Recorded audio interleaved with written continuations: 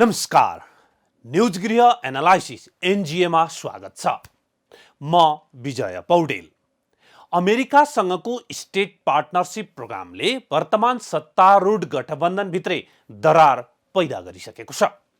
तर पनि यसको पक्ष विपक्षमा भएका दलहरू गठबन्धनमा सँगसँगै हिँडिरहेका छन्।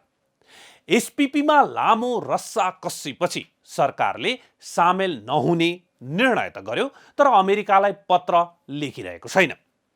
तत्काल पत्र लेख्नुपर्ने माग सत्तारूढ गठबन्धनकै दल नेकपा माओवादी केन्द्रका अध्यक्ष पुष्पकमल दाहाल प्रचण्ड र नेकपा यसका अध्यक्ष माधव कुमार नेपाल गर्नुहुन्छ।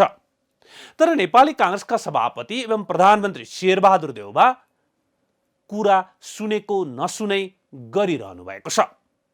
यही पृष्ठभूमिमा अमेरिकी सहायक विदेश मन्त्री डोनाल्ड लू नेपाल आउनु भएको छ। अमेरिकी उच्च पदाधिकारीको लगातारको भ्रमणले पनि एमसीसी, एसपीपी, आईपीएस प्रति अमेरिकी गम्भीरतालाई पुष्टि गर्छ। आजको न्यूज गृह एनालाइसिस एनजिएमा हामी यसै विषयमा एनालाइसिस गर्दैछौँ। कार्यक्रमको सुरुवात गरौँ आजका समाचार हाइलाइट्सबाट।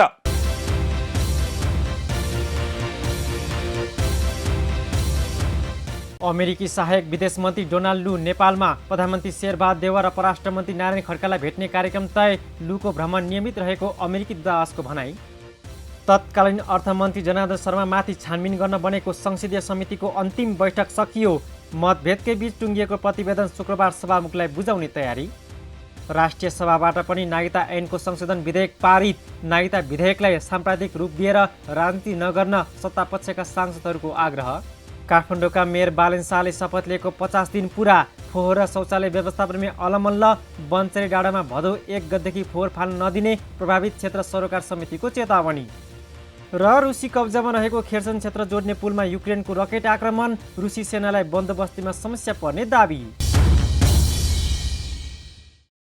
समाचार हाइलाइट्स पछि अब लागौँ आजका विषयवस्तुतर्फ। एसपीपी नेपाल सरकारलाई गाँडो भएको छ। खासमा गाँडो पनि सत्तारूढ गठबन्धन भित्रका नेकपा माओवादी केन्द्र र नेकपा यसलाई मात्र भएको हो। तर यी दुवै दल यस विषयमा डबल स्ट्यान्डर्डमा छन्। सार्वजनिक कार्यक्रममा एसपीपी स्वीकार गर्नु हुँदैन, सरकारले अस्वीकार पत्र लेख्न ढिला गर्नु हुँदैन भन्दै भाषण गर्छन्, बोल्छन्। खासमा सत्तारूढ गठबन्धनको मुख्य घटक नेपाली काङ्ग्रेसले एसपीपी अस्वीकार भएको मन्त्री परिषदको निर्णयको पत्र लेख्ने विषयमा माओवादी र नेकपा यस दुवैलाई फिटिकै टेरेको छैन।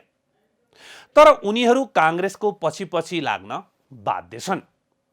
यसमा उनीहरूलाई काङ्ग्रेसले बाध्य पारेको पनि होइन। खासमा गठबन्धन प्रतिगमन विरुद्ध हो र यो गठबन्धन भत्क्यो भने देश नै प्रतिगमनतर्फ जाने खतरा छ। त्यसकारण गठबन्धन जोगाउन जतिसुकै चित्त नबुझे पनि, नेपाली काङ्ग्रेसले नटेरे पनि उनीहरू प्रतिगमनको डर देखाउँदै काङ्ग्रेसको पछि छन्।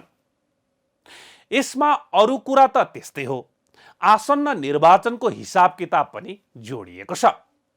एक्लै निर्वाचन लड्दा कता पुगिने हो टुङ्गो छैन।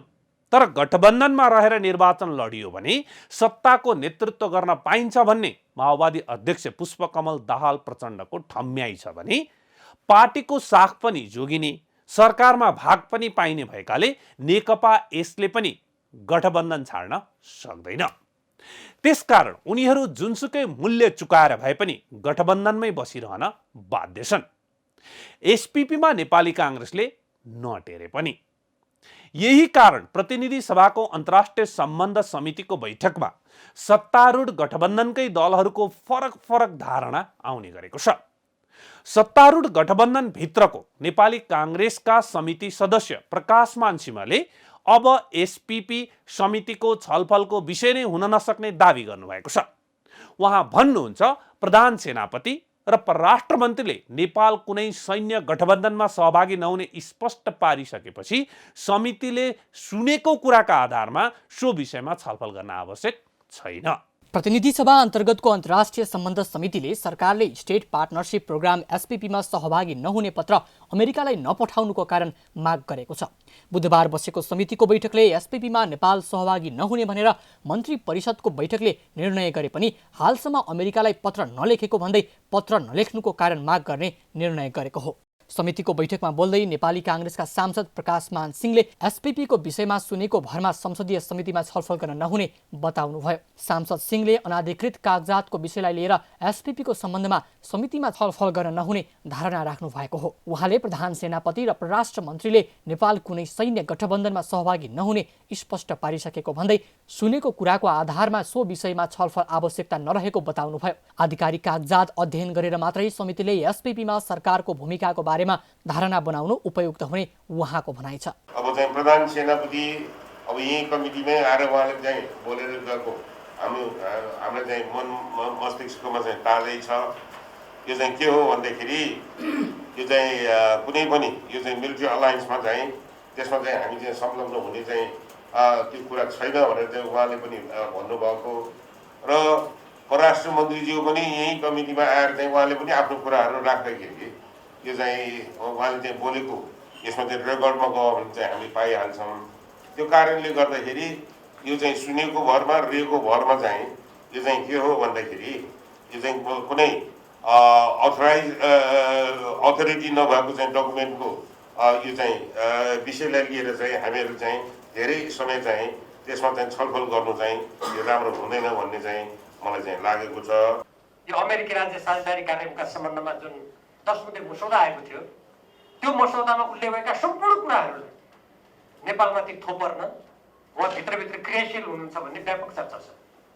यदि यो चर्चा असत्य हो भने म यहीँबाट यो सरकार यसका प्रधानमन्त्रीलाई आग्रह गर्न चाहन्छु, उहाँले पत्र पठाएर यसलाई झुटा साबित गर्नुहोस्। जति जति उहाँले यसमा ढिलो गर्दै हुनुहुन्छ त्यति त्यति यो कुरा सत्य हो भन्ने कुरा प्रमाणित हुन्छ। अझ अर्को पनि के सुन्नमा आएको छ भने आगामी संयुक्त राष्ट्रको महासभाका सिलसिलामा उहाँले अमेरिका भ्रमण गर्दा यो सबै कुरा गर्ने रे भन्ने पनि चर्चासँगै छ।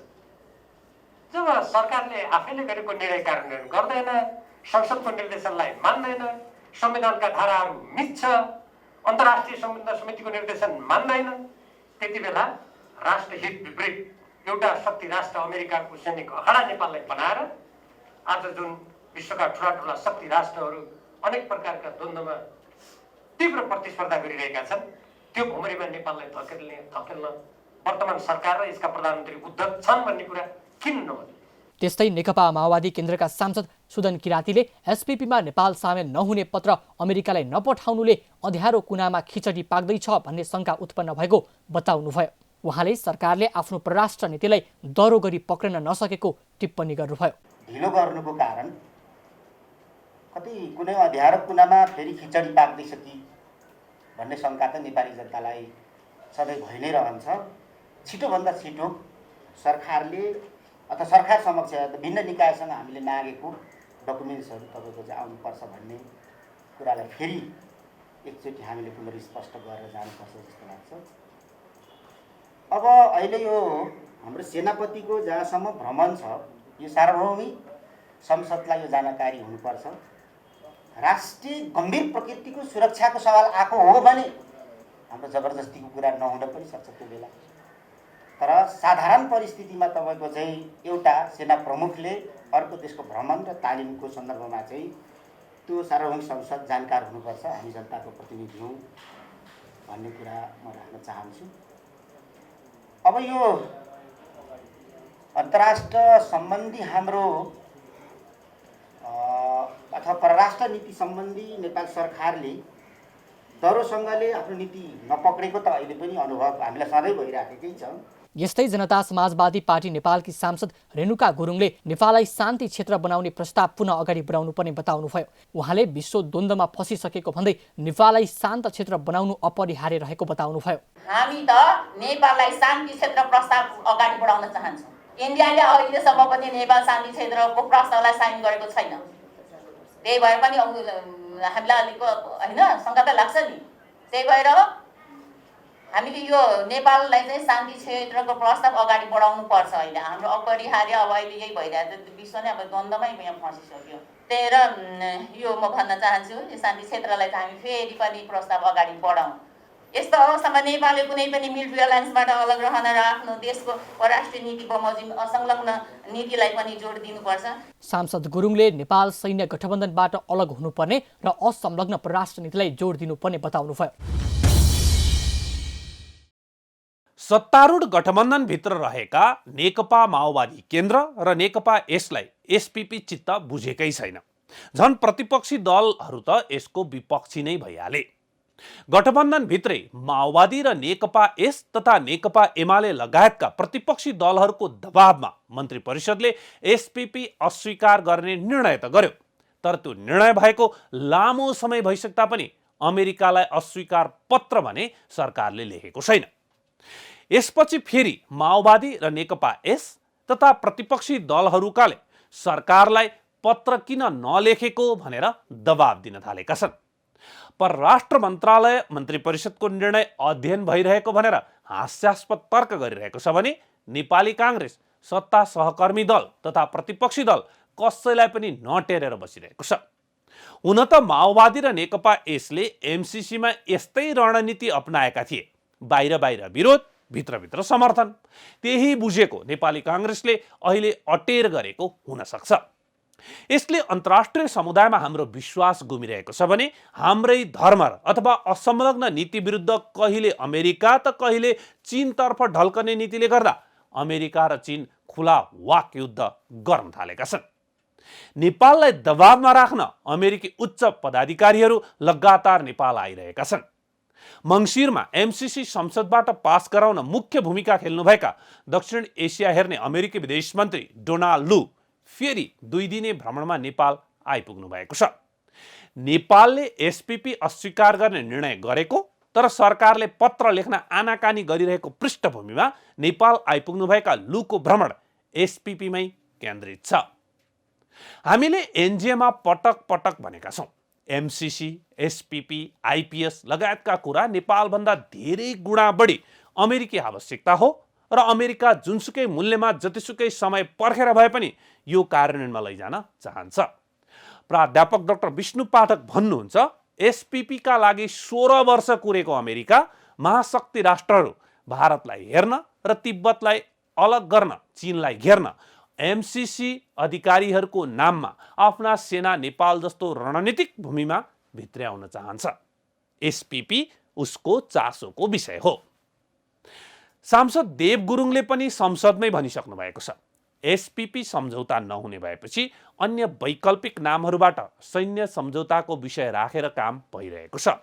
Mutual defence treaty, strategic defence pact, ती कुरा हुन नसके एमसीसीमा टेकेर status of force agreement sofa वा पिस कोअपरेसन एग्रिमेन्ट भन्ने शीर्षक राखेर सम्झौता गर्ने प्रयास भइरहेको छ। यही आशंकाका बीच संसदीय समितिमा नेकपा यसका अध्यक्ष माधव कुमार नेपालले नेपाल सैन्य गठबन्धनमा सामेल हुने कुरा कल्पना पनि गर्न नहुने बताउनु भएको छ। नेपाललाई सैन्य गठबन्धनमा सामेल नगराउने राजनीतिक पार्टीहरूको अडान हुनुपर्ने र सरकार पनि सो अडानमा खुट्टा नकमाई अगाडि बढ्नुपर्ने उहाँको तर्क छ। यसै गरी अध्यक्ष नेपालले परराष्ट्र नीति र राष्ट्रिय सुरक्षा नीतिमा राष्ट्रिय सहमति हुनुपर्ने कुरा पनि उठाउनु भएको छ। एसपीपी अस्वीकार गर्ने निर्णय भइसकेपछि पनि पत्र नपठाएको सन्दर्भमा अध्यक्ष नेपालको यी भनाइहरू आएका हुन्। यसले नै बताउँछ परराष्ट्र नीति र राष्ट्रिय सुरक्षा नीतिमा गठबन्धनमा तथा अन्य दलहरू बीच पनि राष्ट्रिय सहमति छैन भनेर। अझ सरकार विशेष गरेर नेपाली काङ्ग्रेस एक्लै हिँडिरहेको छ। अध्यक्ष नेपालले आर्थिक सहयोग लिँदा राष्ट्रिय हितमा आघात पुग्ने गरी अनुचित शर्त स्वीकार गर्न नहुने पनि बताउनु भएको छ। देशको रक्षाको निम्ति एकताबद्ध भएर अगाडि बढौँ। हामीले परराष्ट्र नीतिको मामिलामा, राष्ट्रिय सुरक्षा नीतिको मामिलामा नेपालमा राष्ट्रिय सहमति कायम गर्ने कुरा एकदम ठिक हो। व्यापक छलफल परामर्श गर्ने कुरा पनि ठिक हो। सँगसँगै एउटा कुरा के छ भने नेपालले आर्थिक सहयोग लिँदाखेरि पनि अनुचित शर्तहरूमा सही गर्ने गरेको कुराहरू पनि सुन्नमा आउँछ। अनुचित शर्तहरू स्वीकार गरेर आर्थिक सहयोग पनि लिने कुरा आउँदैन। त्यसो हुनाले नेपालको हितमाथि आघात पुग्ने किसिमका अनुचित शर्तहरू राखेर आर्थिक सहायता पनि आउँछन् भनेर त मान्न हुँदैन भने सैन्य कुरासँग जोडिएको सुरक्षा कुरासँग जोडिएका कुराहरूमा कुनै गठबन्धनमा कुनै कसैको एलायन्स भनेर जाने कुराको सन्दर्भमा त नेपालले सामेल हुने कुरा त कल्पना नगरे पनि हुन्छ।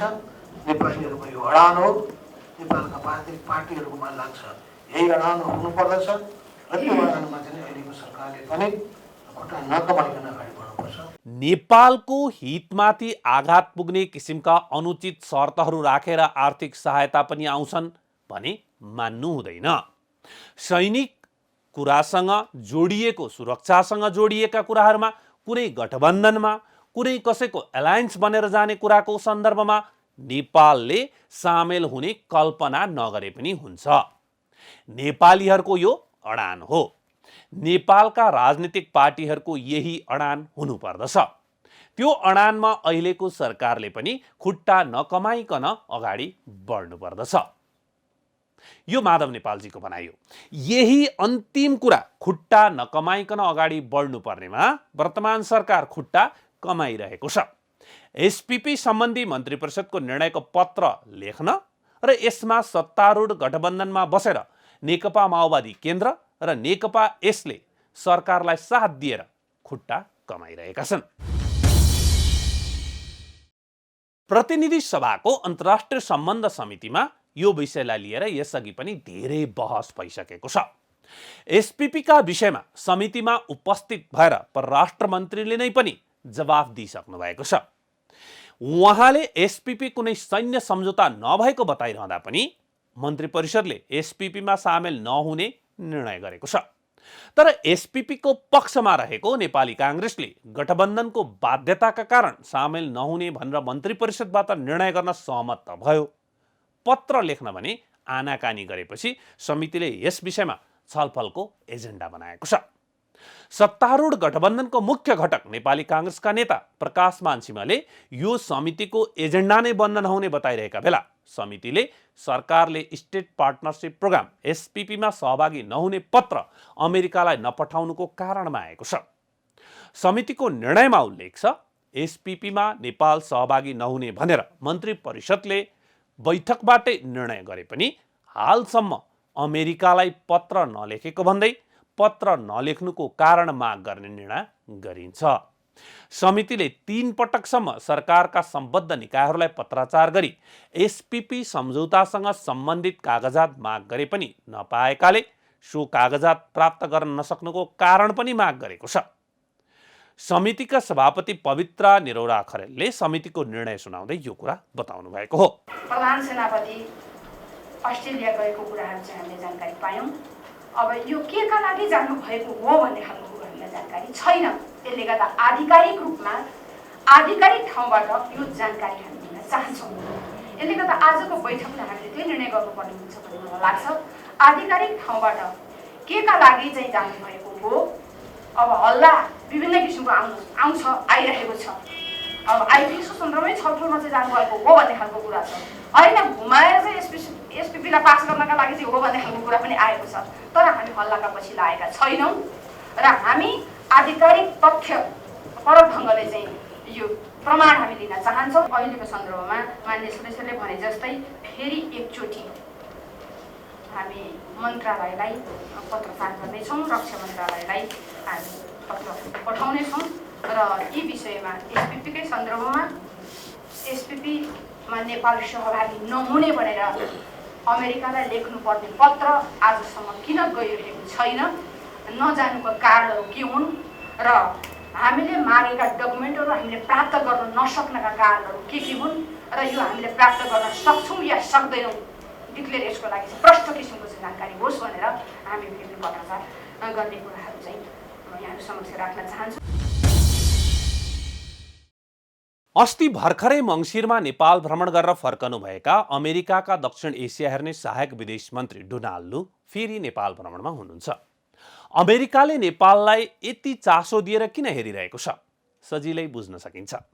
पछिल्लो समय महिना 2 महिनामा अमेरिकाका एकजना उच्च पदस्थ पदाधिकारी नेपाल भ्रमणमा आइरहनु भएको छ। यसै गरी चीनका उच्च पदस्थ पदाधिकारीको पनि नियमित भ्रमण छ। यो राम्रो कुरा हो। हाम्रो जस्तो देशलाई अमेरिका, चीनको साथ सहयोग चाहिएको छ। गरिबीको कुचक्रमा परेको हाम्रो आर्थिक समृद्धि सपनालाई साकार पार्न पनि हामीलाई अमेरिका, चीन जस्ता देशहरू चाहिन्छन्। हामी ती देशहरूसँगको सम्बन्ध बिग्रनुभन्दा अझ राम्रो होस् भन्ने चाहन्छौँ। तर के यो उच्च पदस्थ पदाधिकारीहरूको लगातारको भ्रमणका एजेन्डामा, सरकारी पदाधिकारीसँग हुने कुराकानीमा नेपालको स्वार्थ वा नेपालको हित प्राथमिकतामा छ वा उनीहरू आफ्नो स्वार्थ मात्र लादेर जान्छन्? एमसीसीले नेपाल नै विभाजित भएको थियो, यो ठिक कि बेठिक भनेर यसको उग्र विरोध गर्ने वर्तमान सत्ता गठबन्धनमा रहेका दलहरू पनि अन्ततः यसको पक्षमा मतदान गर्न तयार भए।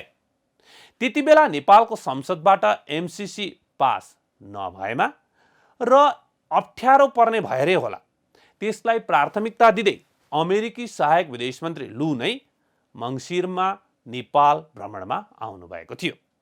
उहाँको भ्रमणकै फलस्वरूप संसदबाट एमसीसी पास भएको समाचार बाहिरियो। त्यो पास भएकोमा अहिले पनि संसदमा रिजर्भेसन छ, 10 बुँदे व्याख्यात्मक टिप्पणी सहितको। तर यो नेपालको स्वार्थमा कहीँ कतै छलफल छैन, मात्र एमसीसी पास भएर अमेरिकी स्वार्थ पुरा भएको छ।